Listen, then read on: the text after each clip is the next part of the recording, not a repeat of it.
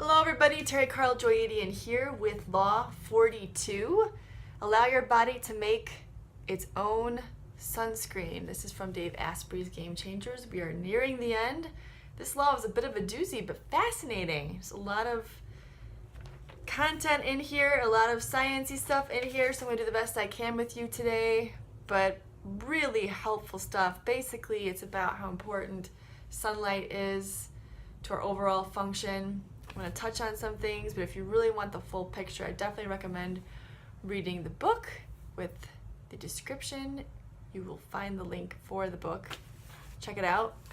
So basically, the whole chapter is about allowing sunlight to enter your eyes at least 20 minutes a day. That's like the summary, as much as you can with whatever you're given, whatever environment you've chosen. He touches a little bit on easy water. I'm not going to get too much into that because I don't fully understand it, but he said that it's used to create energy. You can get it from raw vegetable juices, fresh spring water, or glacial melt, blended or vibrated regular water, particularly with blended butterfat into water, but unfiltered sunlight is the best source for this easy water that helps create energy for your body. And he really stresses not having any glasses on of any type and not having any sunscreen on of any type. Not exposing yourself to the point that you burn, but basically getting yourself maxed out to that point, getting as much natural sunlight as you can. He says that despite the increase in use of sunscreen, melanoma has also gone up. So there's not a causality proven at this point, but it doesn't seem like it's ultimately helping that much. And he said the real problem is what we're being exposed to. He really focuses on the value and the importance of looking at the gut. And he says we've been exposed to too much Roundup, glyphosate. Oh, I'm saying that right. And our skin is not as able as it has been in the past to protect itself. We need less of those chemicals that are entering our food, entering our body, more of the polyphenols that we can get from brightly colored foods. We have our gut microbes that produce amino acids. They're the precursors of melanonin. Oh my gosh. Of the stuff that's found in dark skin types, he says, and it's being affected by what we're taking into our body.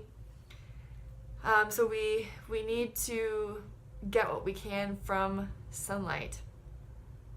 Sunlight eases chronic inflammation. It helps you sleep.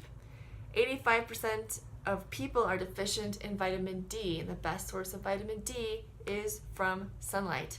He says that vitamin D deficiency is linked to, and I should have just read from the book, but I didn't realize how much there was here until I started writing halfway through. Vitamin D deficiency is linked to cancer, diabetes, osteoporosis, rheumatoid arthritis, inflammatory bowel disease, multiple sclerosis, cardiovascular disease, high cholesterol levels, neurological system disorders, kidney failure, reproductive system disorders, muscle weakness, obesity, disorders of the skin, and even tooth decay. So vitamin D is critical. Some vitamin D rich foods are salmon, egg yolks, and tuna. And he highly recommends taking vitamin D with vitamin K to help balance. I believe that's mentioned in a previous law. And to get your levels checked if you're going to be supplementing with vitamin D, making sure you're taking just the right amount, not too much, not too little. But again, he says you can get the best source from being out in the sun. Here are some tips for today.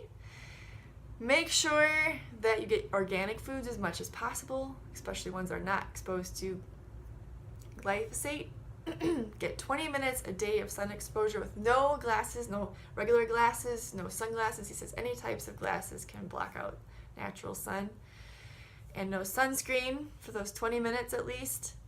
You can supplement with D, K, and A.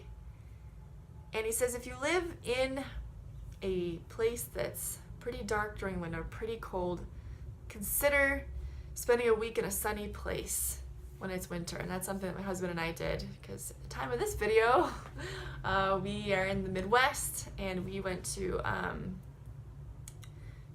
Florida for a couple days with family, and we also took a cruise, and both times I was like, I don't care what else I do, I'm getting out in the sun, and I could feel the difference. Seasonal affective disorder, SAD, is a real thing, and I certainly experience it.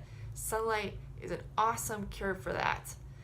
And he also says to consider light therapy, particularly if those other options are not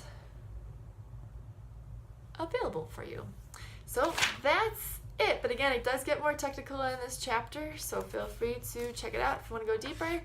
Thank you for following with me today. Please check out the other laws in this playlist, and we have a couple more left, and we'll see you again next time. Much love and many blessings to you all.